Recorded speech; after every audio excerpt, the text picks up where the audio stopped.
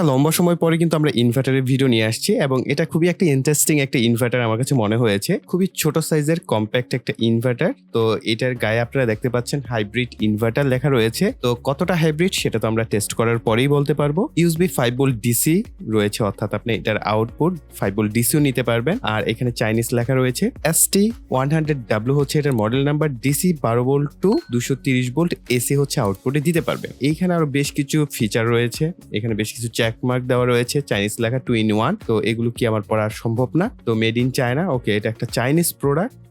Install and use method, এইখানে যে install এবং ইউজ মেথডটা দেওয়া হয়েছে সেটা হচ্ছে যে এই পাশে সোলার প্যানেল আছে, ব্যাটারি আছে আর সরাসরি ইনভার্টার। তো বাস্তবিক অর্থে কিন্তু আপনি এইভাবে ব্যবহার করতে পারবেন না। অবশ্যই সোলারের পরে সোলার চার্জ কন্ট্রোলার থাকতে হবে ব্যাটারিকে চার্জ করার জন্য। এরপর ব্যাটারি থেকে হচ্ছে আপনি ইনভার্টারে আউটপুট নিতে পারবেন। এভাবে আপনি চাইলে সোলার কিন্তু ব্যবহার করতে পারছেন। আর এখানে দেখতে পাচ্ছেন অ্যাপ্লায়েন্স কি কি ব্যবহার করা যাবে। অ্যাপ্লায়েন্সের মধ্যে রয়েছে fan, AC light, laptop, soldering iron, LED monitor, smartphone. Okay, তো অনেক কিছু মেনশন করা থাকলো। আমি যেটা বলি, বাসার যে সিলিং ফ্যান আছে সেটার ক্ষেত্রে কিন্তু ব্যবহার করা যাবে না, সেগুলো হচ্ছে ইন্ডাকটিভ হেভি লোড। তো হেভি লোডের ক্ষেত্রে কিন্তু এই ধরনের ছোটখাটো ইনভার্টার দিয়ে আসলে ব্যবহার করা যায় না। ল্যাপটপ, এখন ল্যাপটপ কত ওয়াটের, যদি গেমিং ল্যাপটপ হয় সেটাকে তো আর আউটপুট দিতে পারবে না। ধরেন একেবারে বেসিক পুরাতন যে ল্যাপটপ গুলো আছে সেগুলো অনেক কম ওয়াট নেয়, সেক্ষেত্রে হয়তো 20-30 ওয়াটের মধ্যে চলে। ওই ধরনের ল্যাপটপের অ্যাডাপ্টার দিয়ে হয়তো বা ব্যবহার করা যেতেও পারে, তবে আমি এটা রিকমেন্ডেড করি না যে আপনারা এই ছোট ইনভার্টার দিয়ে ল্যাপটপ ব্যবহার করেন। হ্যাঁ, এসি এলইডি বাতি এটা খুব সুন্দরভাবে এই ডিভাইসের সাথে মানিয়ে যায়।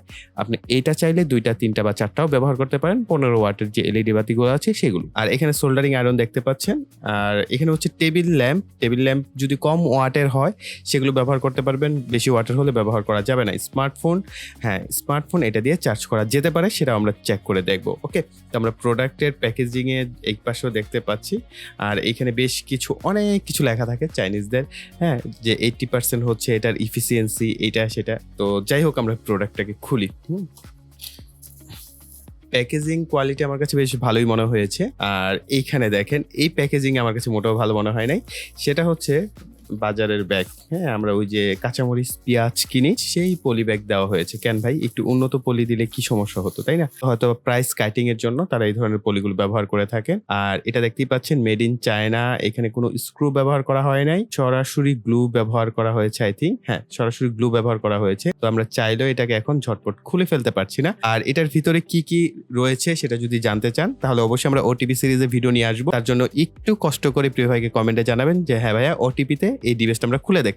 আর এইখানে আসলে লেখাগুলো না ক্লিন না, ওই রকম ওয়ার্নিং দেওয়া আছে। এটা হচ্ছে হাই পাওয়ার ইলেকট্রিক্যাল অ্যাপ্লায়েন্সের ক্ষেত্রে ব্যবহার করা হবে, যেহেতু অবশ্যই প্রফেশনাল না হলে এটাকে ব্যবহার করতে মানা করা হয়েছে। হ্যাঁ, এই ধরনের জিনিসপত্রে এই ওয়ার্নিং লেখা রয়েছে। সকেট দেওয়া আছে, সম্ভবত এটা হচ্ছে 12 ভোল্টের জন্য। এখানে লেখা আছে চার্জ, এটা দিয়ে আপনি আউটপুটে কোনো কিছু যদি নিতে চান 12 ভোল্টের সেটা নিতে পারছেন। আর এখানে হচ্ছে এসি 3 পিন প্লাগ দেখতে পাচ্ছি।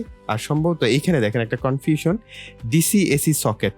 এখন এটা ডিসি নাকি এসি সেটা বোঝা যাচ্ছে না, যদিও আমার ধারণা এই দুইটা হচ্ছে 2 পিনের এসি সকেট। আমরা চেক করে দেখবো মিটার দিয়ে। আর এই দুইটা হচ্ছে ইউএসবি, দুইটা ইউএসবি দেওয়া হয়েছে 5 ভোল্টের। আর এটা হচ্ছে আমাদের অন অফ সুইচ। তো ম্যাটেরিয়াল সবকিছুই ঠিকঠাক আছে। এর আগে কিন্তু আমরা 200 ওয়াটের নাতাশ ইনভার্টার ছিল, কার ইনভার্টার ছিল, ছোট ছোট আমরা অনেকগুলো ইনভার্টারের ভিডিও করেছি। সেগুলোর একটা কেস ছিল, সেটা হচ্ছে যে এইটার যে বক্সটা থাকে সেটা হচ্ছে স্টিলের থাকে বা টিনের থাকে, এই জাতীয় জিনিসপত্র দিয়ে। আর এটা হচ্ছে সম্পূর্ণ প্লাস্টিক। আর আমি ইলেকট্রিক্যাল অ্যাপ্লায়েন্সের ক্ষেত্রে প্লাস্টিককে সবসময় প্রেফার করি, কেননা প্লাস্টিকের যে কেস হয় আমার কাছে মনে হয় যে প্লাস্টিকের যদি কেসটা হয় তাহলে প্রোডাক্টটা প্রফেশনাল মনে হয়, তাই সেফটি বেড়ে যায়।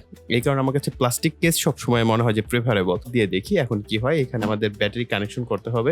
এত চিকন তার, ভিতরে হয়তো বা কোর ভালো আছে, তো 100 ওয়াটের জন্য ঠিক আছে এই তার, কিন্তু 100 ওয়াটের উপরে ফোর্স করাটা ঠিক হবে না। ব্যাটারি প্লাস এবং মাইনাসের সাথে আমাদের কানেকশন করতে হবে।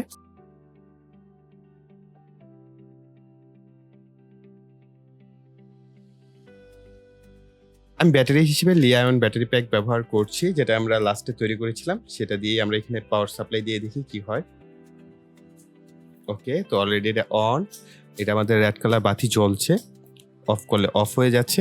আমরা একটু মিটার দিয়ে এটার আউটপুট ভোল্টেজগুলো একটু চেক করে নিব।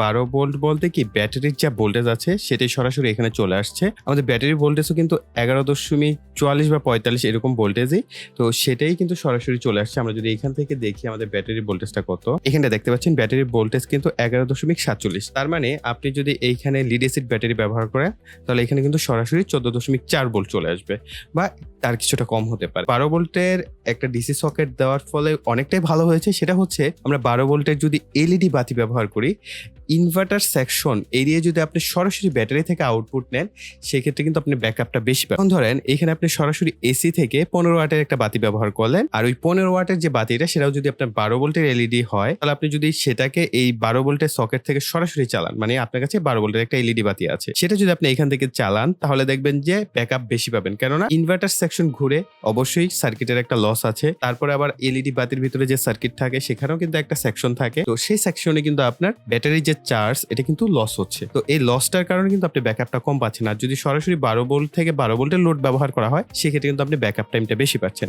আবার অনেক ক্ষেত্রে অনু রাউটার 12 ভোল্টের হয়, সেটা কিন্তু আপনি এখান থেকে ব্যবহার করতে পারবেন। এই ধরনের ইনভার্টারগুলো আমি এর আগেও টেস্ট করেছি। আপনারা জানেন যে আমরা যদি এখানে এসি ভোল্টেজ দিয়ে এটাকে চেক করি তাহলে ভোল্টেজ দেখাবে না, সামথিং ভোল্টেজ দেখাবে, এরপরে 0 হয়ে যাবে।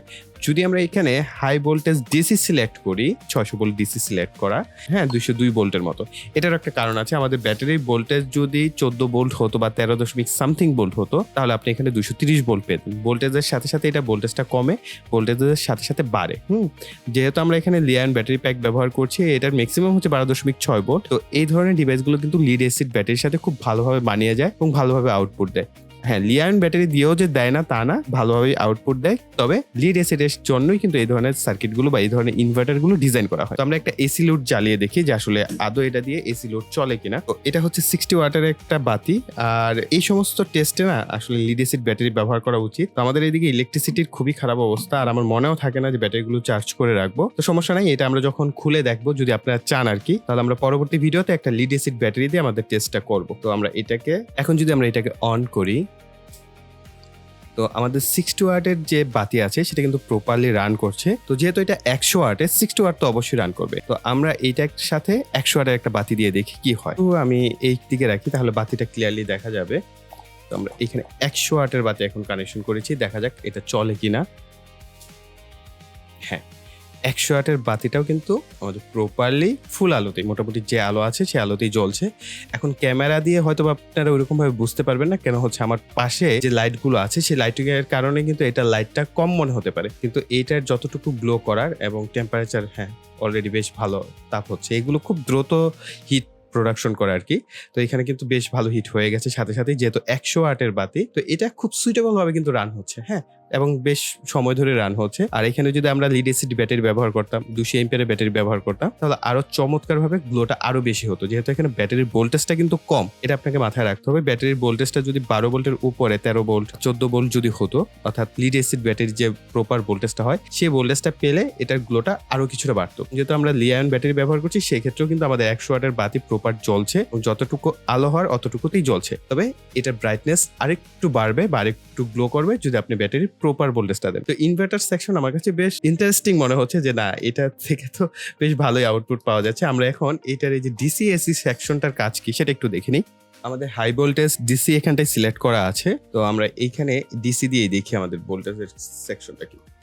আমরা এইখানে দেখতে পাচ্ছি যেহেতু ব্যাটারি ভোল্টেজ কিছুটা কমেছে, 100 ওয়াটের বাতি ব্যবহার করা হয়েছে, 195 ভোল্ট, তার মানে এখানে 200 ভোল্ট। আর যখন ওই যে লিড অ্যাসিড ব্যাটারি ব্যবহার করবেন এখানে 220 ভোল্ট বা 230 ভোল্টই থাকবে। তো আমার কাছে এইটার সেকশনটা, এসি সেকশনটা ভালো মনে হচ্ছে এই কারণে যে এইখানে আপনার যদি 220 ভোল্টে ম্যাক্সিমাম করা হয় বা 225 ভোল্ট বা 30 ভোল্টে, তাহলে একদম পারফেক্ট। আপনার এসি লোড চালানো যেতে পারে এর সাহায্যে।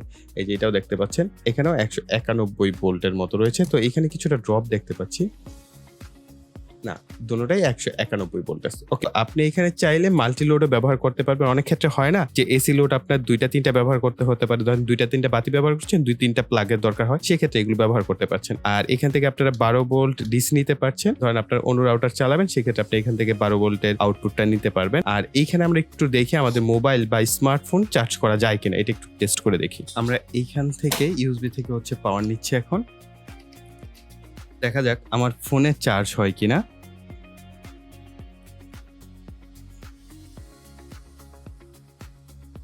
এই যে দেখতে পাচ্ছেন আমার ফোন কিন্তু চার্জ হচ্ছে। আমার কাছে যেটা মনে হয় এই ধরনের ইউএসবি গুলো হচ্ছে 5 ভোল্ট 1 এম্পিয়ারের হয়ে থাকে আউটপুট গুলো সাধারণত। তো এটারও তার ব্যতিক্রম হওয়ার কথা না। তো এইখানে আমরা দেখতে পাচ্ছি আমাদের ফোনটা কিন্তু দুইটা ইউএসবি থেকেই চার্জ হচ্ছে। ওকে, আপনি চাইলে একসাথে কিন্তু দুইটা স্মার্টফোনও চার্জ করতে পারবেন। এই ইউএসবি গুলো সাধারণত 5 ওয়াটের হয়ে থাকে, অর্থাৎ 5 ভোল্ট 5.1 ভোল্ট অথবা 1 এম্পিয়ারের মতো আউটপুট দিতে পারে, এই ধরনের হয়ে থাকে সাধারণত। এগুলো কিন্তু আপনি ফাস্ট চার্জ বা কুইক চার্জ এই ডিভাইসগুলো থেকে আশা করতে পারেন না। তবে সুবিধা হচ্ছে একসাথে আপনি দুইটা স্মার্টফোনকে চার্জ করতে পারবেন। ক্ষেত্র বিশেষ কিন্তু এই 5 ভোল্ট 1 এম্পিয়ারও কিন্তু অনেক কাজের। তো যারা ইলেকট্রিসিটির সমস্যায় ভুগছেন, গ্রামগঞ্জে আছেন, তারা কিন্তু জানেন যে কি পরিমাণ ভোগান্তির শিকার হতে হয়। সেই ক্ষেত্রে যদি আপনার স্মার্টফোনটা স্লো চার্জও হয় তখন কিন্তু আপনার অনেক বেশি উপকার আসে। আর যদি আপনারা দেখতে চান যে এর ভিতরে কি রয়েছে, ওটিপি সিরিজ আপনারা ভিডিও চান কিনা, তাহলে অবশ্যই প্রিয় ভাইকে জাস্ট কমেন্টে লিখবেন, হ্যাঁ ভাইয়া ওটিপিতে আমরা এই ভিডিওটা দেখতে চাই, বা ওটিপি লেখলে আমি বুঝতে পারবো যে হ্যাঁ আপনারা এই প্রোডাক্টটা খুলে দেখতে চান, এর ভিতরে কি কি কম্পোনেন্ট রয়েছে এবং এটা কিভাবে তৈরি করা হয়েছে। সো প্রিয় ভাইরা, আমাদের এই ভিডিও এই পর্যন্তই। আশা করছি ভিডিওটি আপনাদের কাছে ভালো লেগেছে। তার জন্য অবশ্যই ভিডিওতে লাইক, কমেন্ট এবং শেয়ার করবেন। আর যারা এখনো চ্যানেলটিকে সাবস্ক্রাইব করেনি তারপর অনেক কিছু মিস করবেন। সামনে কিন্তু আরো চমৎকার ভিডিও আসতে যাচ্ছে। তার জন্য অবশ্যই চ্যানেলটিকে সাবস্ক্রাইব করে পাশে বেল বাটনটি অ্যাক্টিভ করে রাখবেন পরবর্তী ভিডিওর নোটিফিকেশন পাওয়ার জন্য। তো এই বলে এখানে বিদায় নিব। সকল ভালো থাকবেন, সুস্থ থাকবেন, টাটা।